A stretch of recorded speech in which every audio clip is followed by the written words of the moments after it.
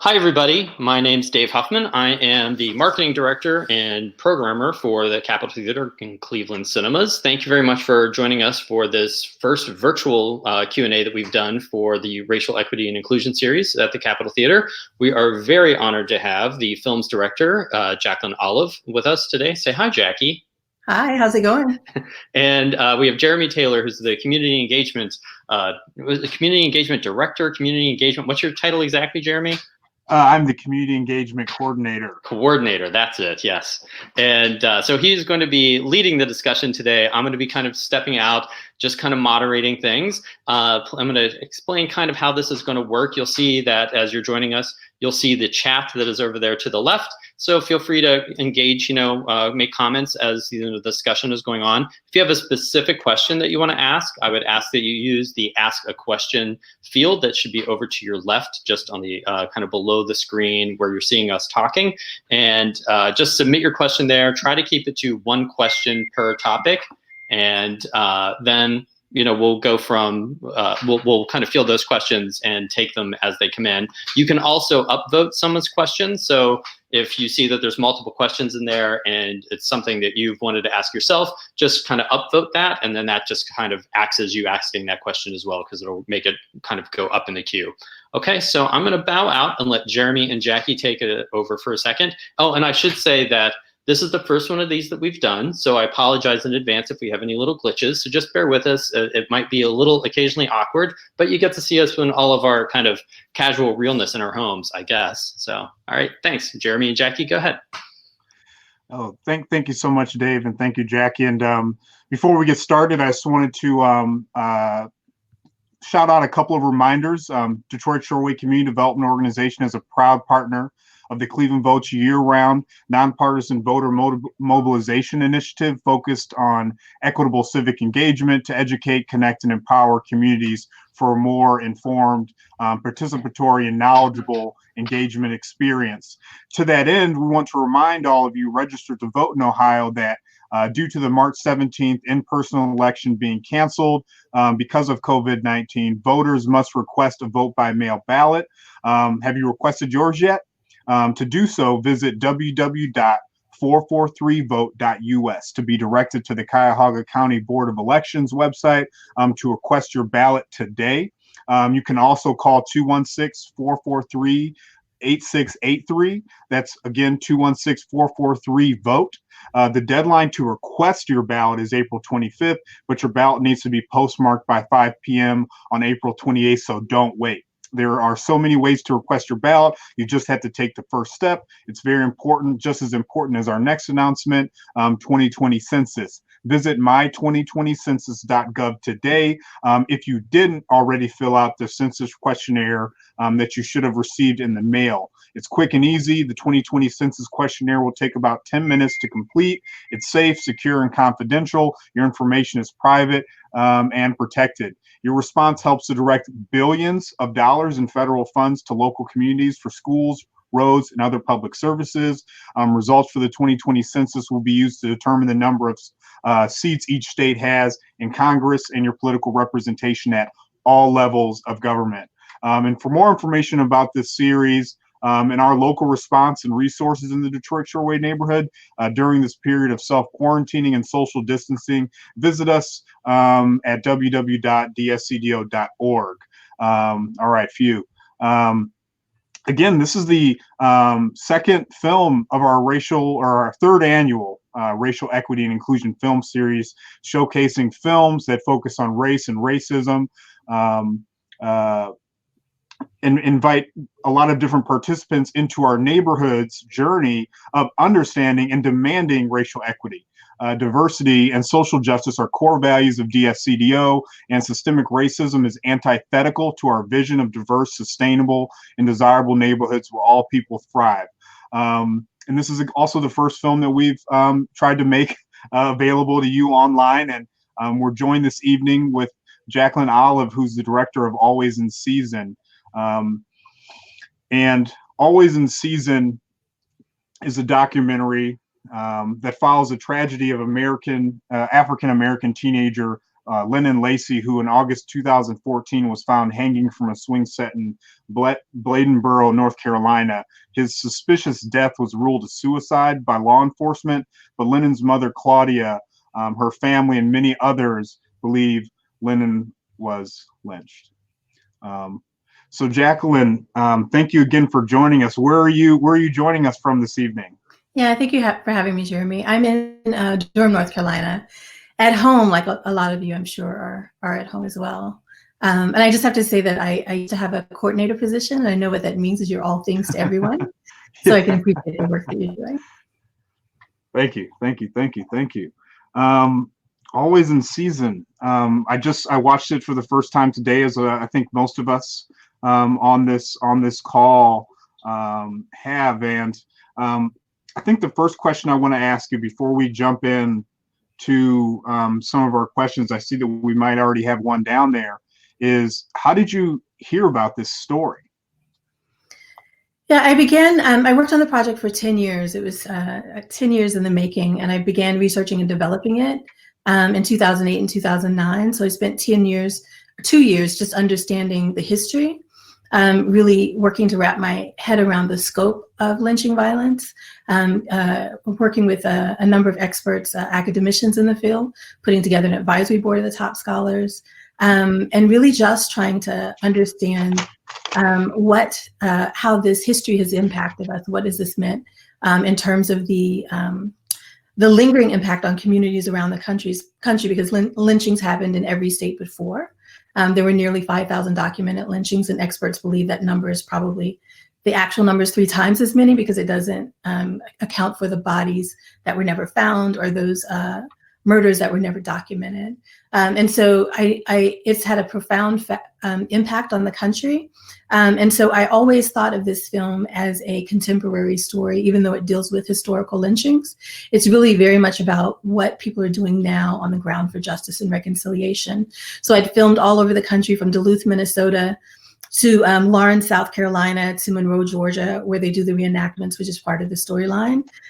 All over the country, in communities where folks were on a grassroots level very unaware of what was going on in other parts of the country, but doing the work of confronting this history so that they can look at how to recognize the victims, how to honor them, and how to bring healing to their communities.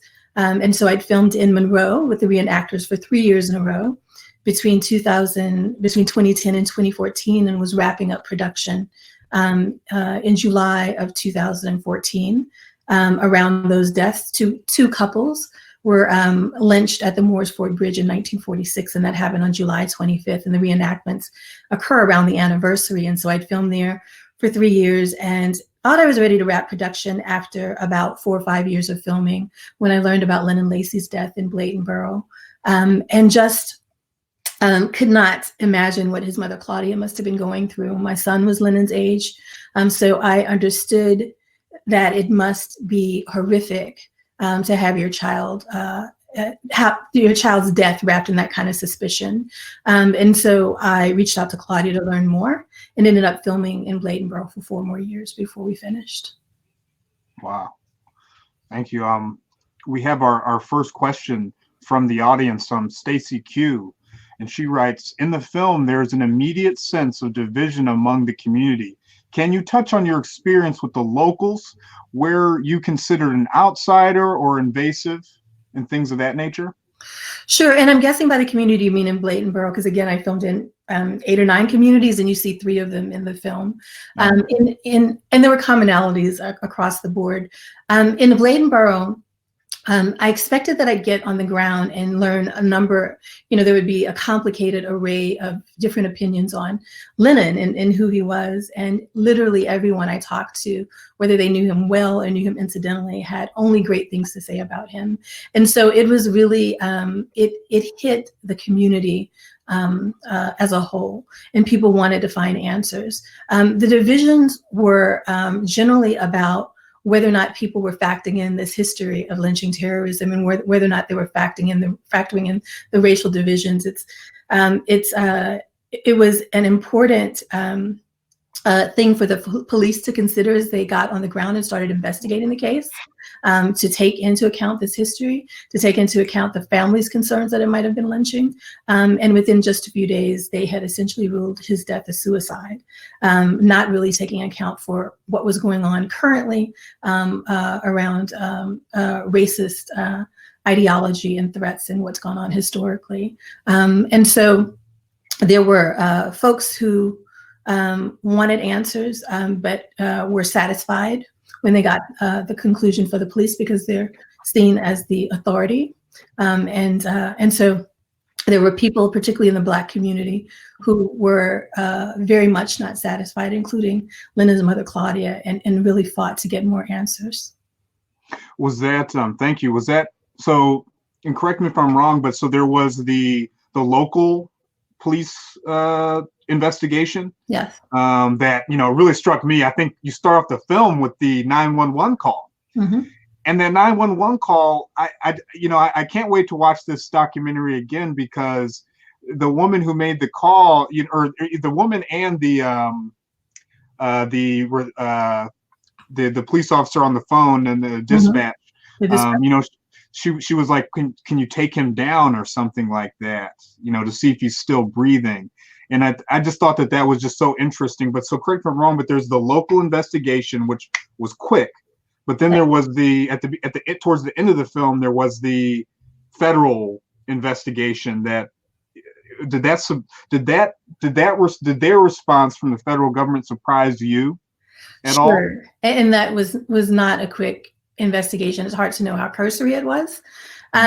Claudia really spoke to the press very quickly. She gathered herself and really courageously got out and told as many people as possible about what was going on, and enlisted the help of the NAACP, the North Carolina NAACP, which was then headed by Reverend William Barber. And they came together with attorneys like Heather Radelaide, who's featured in the film, to cull together as much evidence as possible to get to the FBI for an investigation. And they ultimately did open an investigation in January of 2015.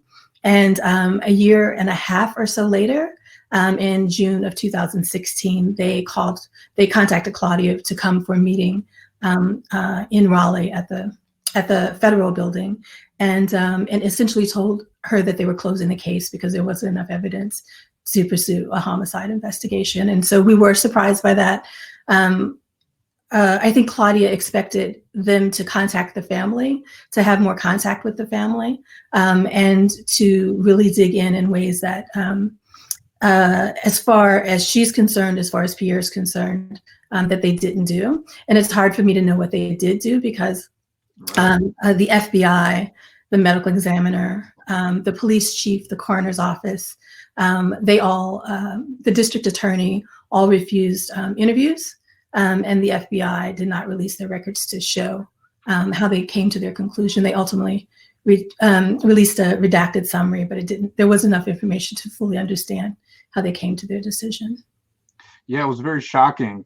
Lynn and Lacey's girlfriend at the time, or shortly before he was found, did you get a chance to interview or the people that she was living with at all? Carla and Dewey Sykes? Yes. No, I approached them for an interview and they turned it down. They did not want to be interviewed. Sorry, now I'm wondering if the federal government, was able to speak with them. And well, it's a good question. The problem is they recounted the number of interviews, but they didn't say in the documents in the summary that they released, but they didn't say who and what was the content of those interviews. And so, again, it's hard to know. Okay, thank you. And yeah, Mrs. Claudia, she's definitely an amazing woman there. So we have another question from our viewing audience. It starts with a statement from Joshua Jones. I was shocked to find out about lynching reenactments, and it was hard to watch. What are your thoughts about their mission? Yeah, I think it's complicated. I think it should be complicated. I think this history is complicated, and so they have continue to do. They started the reenactments there in 2005. And when I say they, it was started with Bobby Howard, Tyrone Brooks, who was a state representative for the state of Georgia, was also instrumental in organizing them. And Cassandra Green, who's the current director, has been directing the reenactments for, I believe, 11 or so years. She was probably 2 or 3 years in when I began filming with her. And so they do that despite the controversy, which, you know, there's the complaint that the depictions are graphic in nature and that it's dividing the community.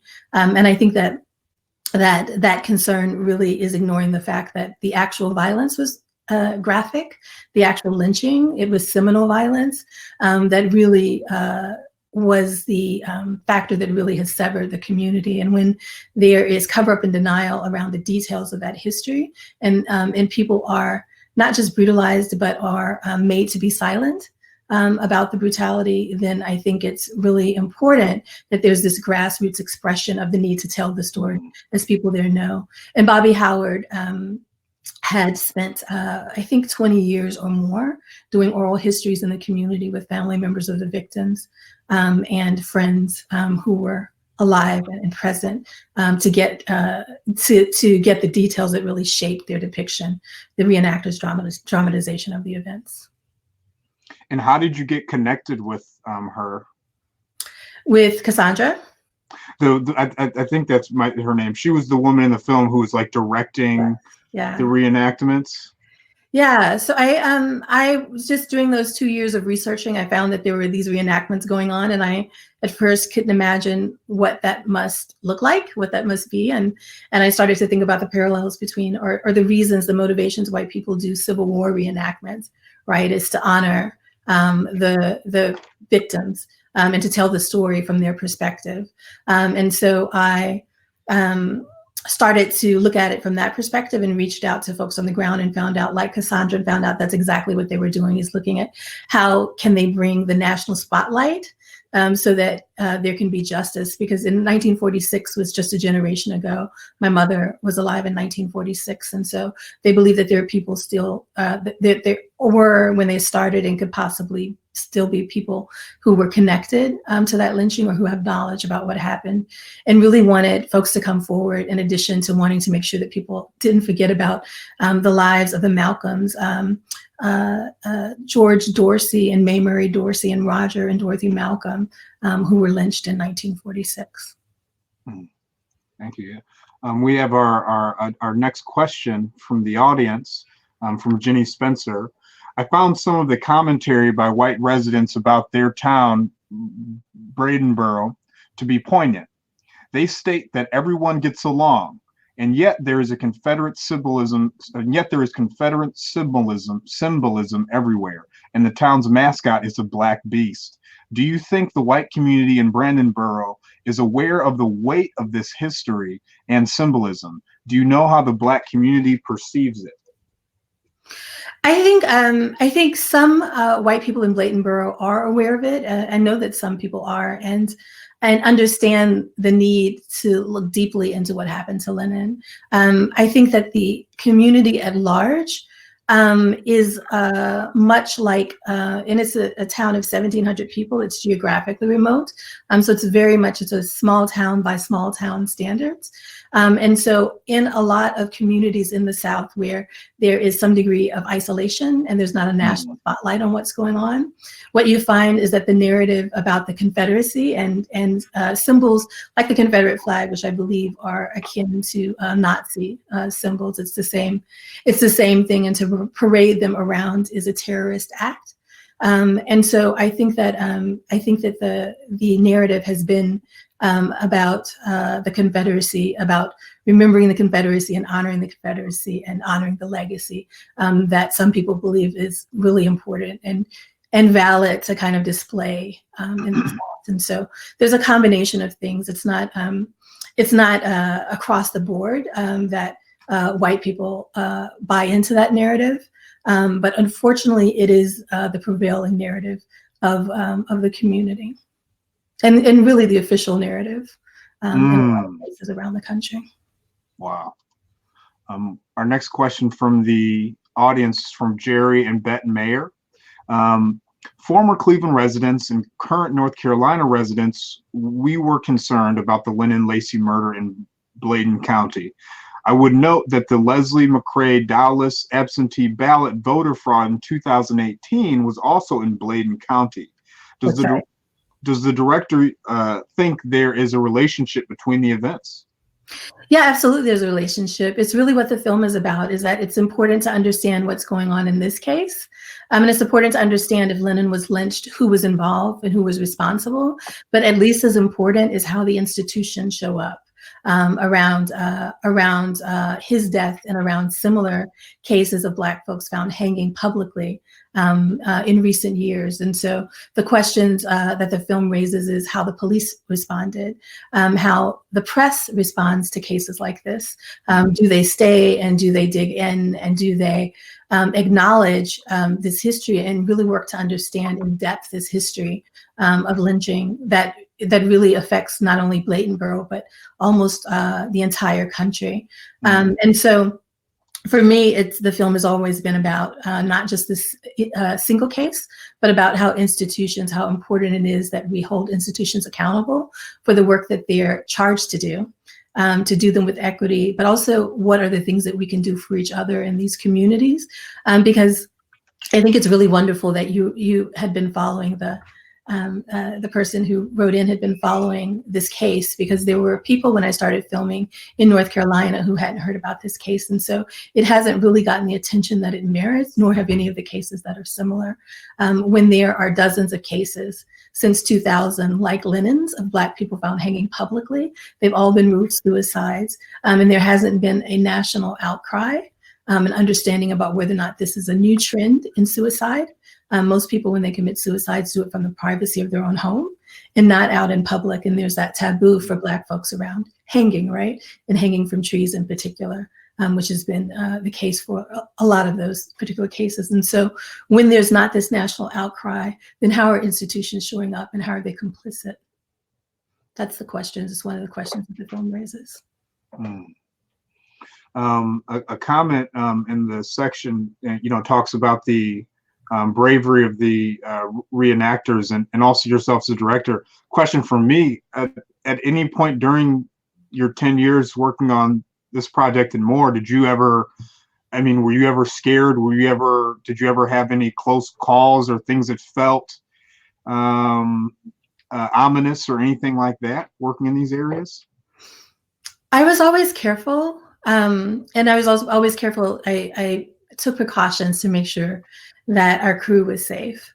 I'm from Mississippi, and so the tensions, and I don't want to just say the hostility, because what we really, Don Bernier, who's the lead editor on the project and also co-writer with me, what we did very intentionally as we were editing, as he was editing, we were working together on the film, was to bring in all of the contradictions in these places, like the places where I grew up in Mississippi, and certainly Bladenboro has a lot of similarities, where there are many things going on at once, and you move through every minute of this kind of tension in which the landscape is beautiful and the people are warm, and then there's this racial violence and this institutional racism that's going on presently, in addition to this history of terrorism.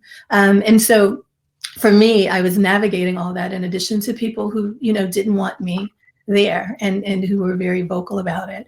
The only time that I don't generally get intimidated by that, the only time that I was frightened was when I went to interview Carla and Dewey Sykes. And we had gone one day and we'd gone and they weren't expecting us. And so I'd gone and talked with them, and they ultimately decided not to do the interview, but we came back to get some, and were a little hostile. We came back to get some footage of the exterior of the trailer, because they moved the trailer elsewhere. And we came to get some footage, and Dewey got in his truck and was driving directly at me when I was on the road. And so I was really concerned. He also had there's a gun rack on the truck, like there are gun racks on a lot of trucks in the South. And so it was frightening in the moment. And And I realized that, and I always think, like I have a camera, and which is, I think, pretty much true, is that I've filmed with Klansmen on this story, and I believe that very few people would commit murder on camera. It's kind of my protection, but I realized that that isn't even protection in some cases, and so it was frightening, but we kept working. Absolutely, absolutely. A question from Gwen. I found it interesting that when you asked the local reporter about whether an investigation would continue, he mentioned the family was keeping secrets and that Lennon was involved in a relationship with an older woman / mother not properly supervising him, but never mentioned that she was white. Any thoughts about this? I have a number of thoughts about that. And I'll have to say that I work really hard to, we could have done this kind of black and white dichotomy of people and not really shown all of their sides. And so I worked really hard to show, particularly for Claudia, when we see Black mothers in these situations, we either see them like strong and invincible, or we see them broken. And all of those things are a natural response to such trauma, but there's so much more that's going on. And so I really worked hard to bring all of those layers to Claudia's life onto the screen. And it was true of secondary characters as well, like Kurt Vincent, who's the editor of the Blayton Journal. And so there were things that Kurt said where he had complete understanding about how traumatic it must be for Claudia. And he expressed those things. And so it was important to cut that in with the other things that were really curious. And one of them is this tendency to victim blame. And it's so much a part of our narrative about Black folks when we start to look at trauma and we start to look at racial injustice. Often when there is the effort to do that, it's so much easier to look at Black victimhood, and part of Black victimhood and examining it is turning the lens on Black folks and people of color to look at how they're responsible for their own trauma, as opposed to turning the lens outward and looking at mainstream and looking at white folks in particular, in a lot of instances as in terms of their oppression, and their complicity in the oppression, right? And so he regurgitated the same kind of narrative that people regurgitated around Trayvon Martin's death, and others, that it was somehow the family's fault, or it was somehow Lennon's fault. Although, very interestingly, no one really was quick to blame Lennon, but there were times when the family was blamed. And I'll say that Claudia, I looked at, I got to know Pierre and Claudia's other children, and could imagine who Lennon was through them, because I saw how she had parented them. I saw also Claudia she traveled with me when we did screenings of the film in festivals and was on panels. And I met family members of hers all around the country, and they are really close. And there's a lot of them. And so there's a strong family value and connection that's really important to her. And so I understood that accusation didn't have merit, and it certainly shouldn't be prioritized over the woman, Michelle Brimhall, who was an adult, and who was actively pursuing a relationship with Lennon, and her responsibility. And that should be the first conversation if we're going to really start to look at blaming and assessing what people can do differently. And the fact that he didn't mention that she was white is also comes out of this tendency for folks in the mainstream to only talk about race when it has to do with Black or brown people. And so there are conversations around Blackness and people of color when we talk about race, but not whiteness. Yeah, no, that you did this film so tastefully in that aspect of like not big, blaming anybody. And it, I found it actually really hard not to be judgmental in that film. So I appreciate the way that you organized the information in the film. Sure. And it wasn't my goal for people not to be judgmental. It was my goal to present everything fully so that people can come in with their own lens and really sort out through their own lenses what's going on, in addition to taking away the things that they needed to take away. And so we really worked hard to bring a lot in, which is why I was glad to hear that you say you need to watch the film again, because we really wanted to make those scenes complex so that people can take away the things that they connected most with. And there, the line that she said, I think, and we hear it so, Michelle, and you hear it so much, and that's, he didn't look 15, or I forget how old he was. You know, he looked like he could be older, and that he carried himself. You know, we just hear that quite a bit. And, you know, I know he played football and things, but that's such a common thread there. And she was almost twice his age. Absolutely, and it's historic, which is hopefully the connections, we made those connections in the film, is that this idea of Black men as beasts, of them not being able to be fully in their humanity, and so much so that a boy doesn't have the opportunity to be a child. So many people have called Lennon a man, and he was 17, and I know from having a 17-year-old at the time that he very much was a child, as mature as he was, and as mature as he looked. He was still a teenager. And so I think I was starting to say this earlier, is we were talking about the 911 caller, and the curious thing for me as soon as I heard it was her calling Lennon a man. She assumed that he was a man immediately. Wow. And then that she cut him down from the swing set, and that she had scissors on him, or whatever device that she used to cut those belts, quite conveniently, was very curious to me. And it still raises a lot of questions, that call does. Well, we've got a couple more questions. One question I had, there was this beautiful shot in the film. I can't remember what state or city you were in, or township, but it's a car driving, and it's driving like parallel with a train track, a very prominent train track. Did one of the things that we talk a lot about in the city of Cleveland, in the Detroit Shoreway neighborhood, are the natural boundaries between low income or different socioeconomic or racial neighborhoods. Did you get that sense in Bladenboro, that there was like natural boundaries separating people, the rich and the poor, the black and the white, or anything like that? Both, yeah, and it was obvious boundaries. And when you have a town that's so small, 1,700 people, then they're very glaring, right? Because everything is really proximate to each other. And so you have the area from downtown onward, and I'm horrible at directions, so I wish I could tell you in which direction out of downtown, but about a couple of miles out, and you see these lawns that are really well manicured. And in that community is First Baptist Church, and that is essentially mostly white neighborhood. And there is a First Baptist Church that is Black in Bladenboro as well. And that church runs in Claudia's family, the leadership around that church. And so you have these segregated churches. And you have segregated communities, and they're segregated not just by income, but also by race. And so the most diverse neighborhood I found was actually Spinner's Court, which is a housing project where Claudia and Lennon lived. And so you see that you have, I could see a lot more diversity there than I could see in any other part of the town. Oh, wow, that's interesting. And we can relate, you know, us Cleveland, in Cleveland. What is your next? This is another question from Jenny Spencer. What's your next project?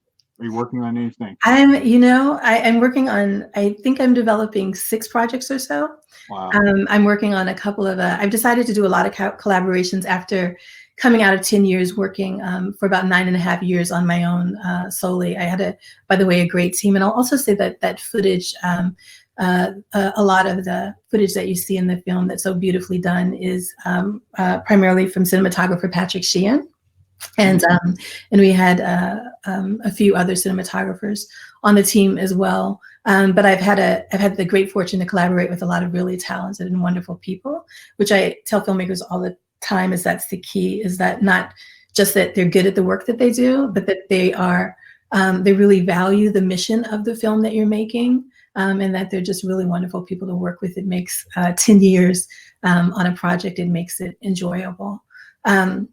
So I'm collaborating with a number of folks, one of whom is Bree Newsom, who is responsible for, in 2015, I believe, climbing the flagpole at the South Carolina State Capitol and taking the film down. And so Bree is directing a project that I'm executive producing called They Tried to Bury Us, a documentary film that looks at the organizing that she's been doing since and updating her own personal story while showing what's going on the ground in Charlotte, North Carolina, her hometown, where she's currently organizing, and they are preparing they're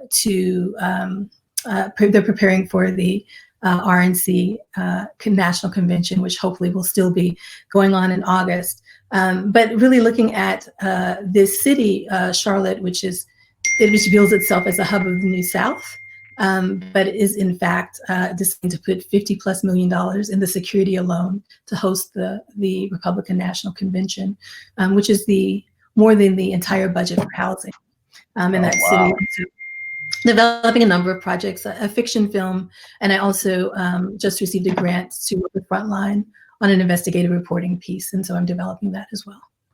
Congratulations, that's great. We need more of you on more projects. I think we have time for about one more question. Is from Joshua J.J. Jones.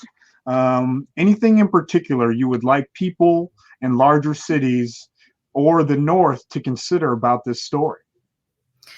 Yeah, it's really important that we start to understand the details of historic lynchings that happen in our communities, and the reason why is because families are still just reeling from the consequences, the economic consequences, the division in family ties. There was a woman that I began filming with, Doria Johnson, whose great-great-grandfather was Anthony Crawford, who was lynched in the early 1900s in Abbeville, South Carolina. And he had 13 children, had bought a home for all of his children on his 400+ acres of land. And the night that he was lynched, they were made to leave town. They left the state. And so when I met Doria in 2010, she was still finding family members. And so there are all kinds of consequences to this history and ways that we can show up for each other, and particularly for Black people and people of color. When we know our communities really well, it's important for us to start to connect with these families to see what we can do to bring healing, to bring acknowledgement, and to do what we can for justice. So that our communities can start to heal. And then it's, as I mentioned, very important that we start to look at how institutions are showing up and to really push them to do the work that they're supposed to do and that they're charged to do. And then around these cases very specifically, to look at how we can support families like Claudia's and like Pierre's. And if you go to our website, alwaysinseasonfilm.com, we'll be giving updates on her story.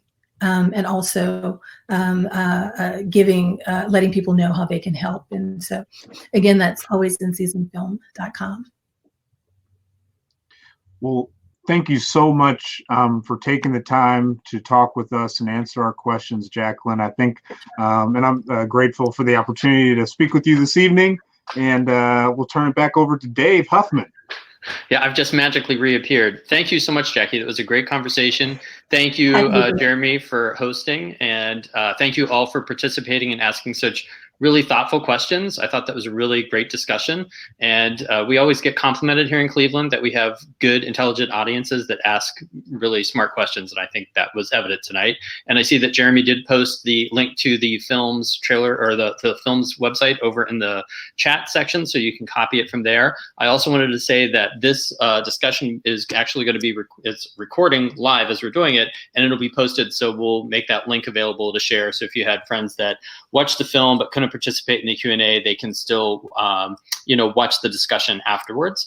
And I also just wanted to give us quick shout outs to the Capitol Theater and Cleveland Cinemas. While we are of course closed right now due to the pandemic, if you are so inclined and able to help support us in any way, a great way to do that is buying a gift card at our website at clevelandcinemas.com. And we also do have a lot of great movies playing in our virtual screening room, and that is, if you just go to clevelandcinemas.com, those are feature films that would normally be playing in the theater, but since the theaters aren't open, we've made them available to people to watch at home and stream. And unlike a movie that you watch at Netflix or something, part of that revenue actually goes to the theaters. So it's a way of supporting us and making sure that we're here to support you as a community whenever this is finally over and we can all get back to our lives, which I know we're all anxious to do. But Jackie, thank you so much for joining us virtually. I'm sorry we didn't get to see you in person here in Cleveland. I'm sure you're really upset. I'm happy to do it. No, it's a wonderful thing to be able to do this in your home. It's a different experience, but it feels connected. Well, great. Well, thank you so much. And everybody, thank you again for your time, and have a safe evening at home, and stay well. Thank you.